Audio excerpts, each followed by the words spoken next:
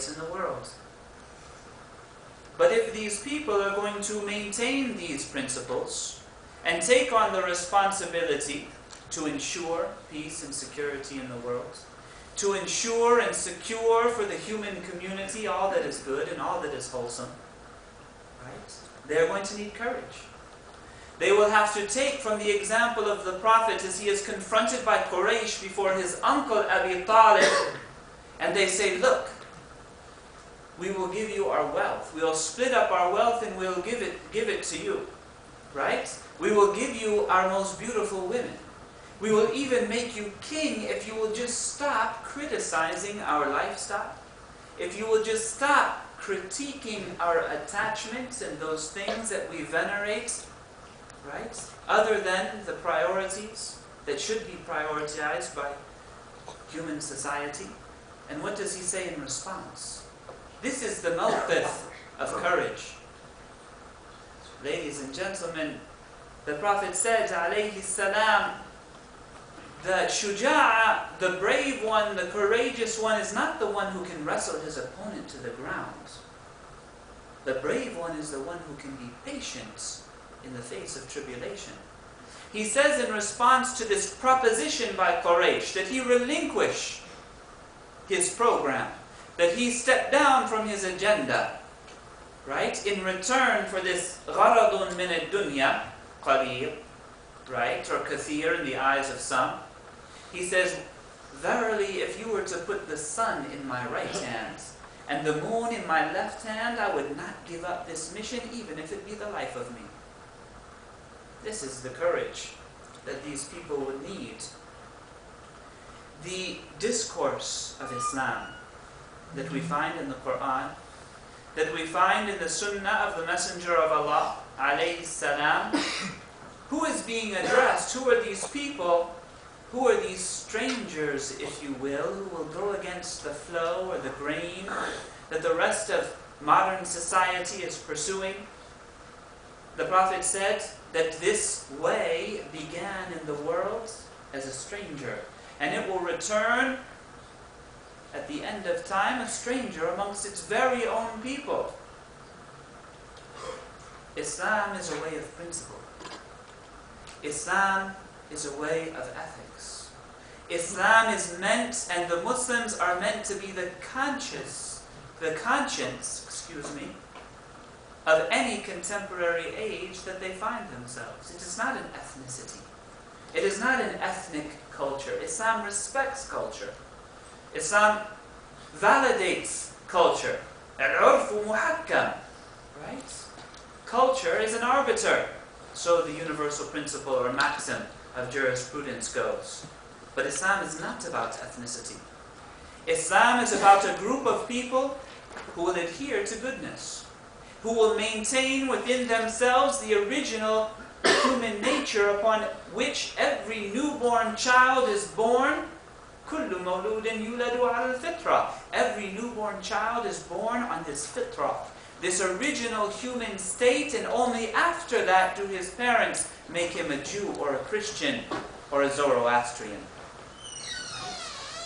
Islam is meant to maintain that original innocence, that original recognition within the child of what is right from what is wrong, what is honest from what is dishonest. A child recognizes a lie.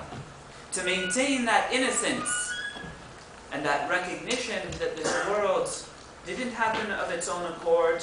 أَمْ خُلِقُوا مِنْ غَيْرِ شَيْءٍ أَمْ هُمُ الْخَالِقُونَ. Were they created from nothing, or did they create themselves? None of those two are possible. That this creation has a creator, and the recognition of that is part of this original human nature. But the discourse of Islam is to whoever out there has a qalb وَأَلْقَى السَّمَعْ وَهُوَ الشَّهِيدٌ. And I promised that I would avoid using too much Arabic.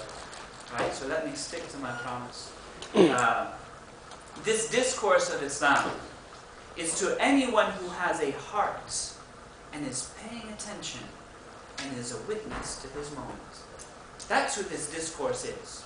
It is a discourse that reaches out to whoever maintains some remnant of that original honesty, that original innocence that every newborn child is born according to.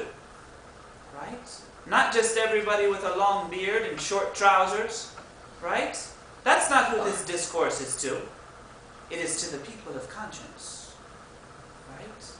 It is the people who recognize and witness the presence of Allah subhanahu wa ta'ala. The presence, the fact that God is one. And the fact that God has sent us a message. And is interested in doing good in the world.